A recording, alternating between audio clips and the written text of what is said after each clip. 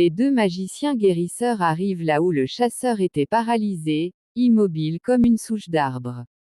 Il se met à psalmodier des versets. Et le corps paralysé se mettait aussi à répondre par des versets quand l'autre s'arrêtait. C'était à qui allait vaincre l'autre. Puis le guérisseur dit, « Pourquoi retiens-tu le chasseur ?» Le chasseur répondait avec une voix qu'on ne lui connaissait pas et comme si c'était le lièvre qui parlait, « C'est le chasseur qui a tué mon fils et je l'ai suivi et subtilisé le corps de mon défunt enfant. Puis j'ai chassé le chien. Mais il a continué à me harceler.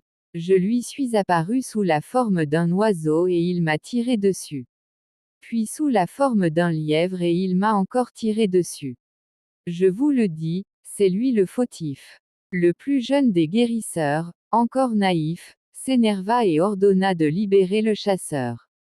Puis il le gifla. Alors la voix inconnue répondit, « Hors d'elle, toi aussi, tu seras retenu ici et je vais te réduire en souche. » Aussitôt l'autre tomba inanimé. Le guérisseur plus âgé se mit à implorer la clémence de l'esprit et demanda de libérer les prisonniers.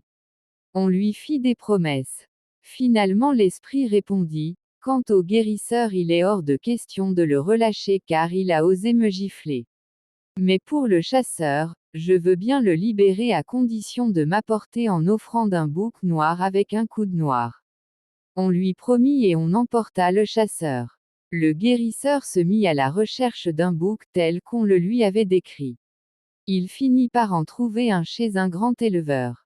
Il le conduisit dans la forêt et, en chemin, le bouc se mit à parler, « Marcheras-tu ainsi à pied ?»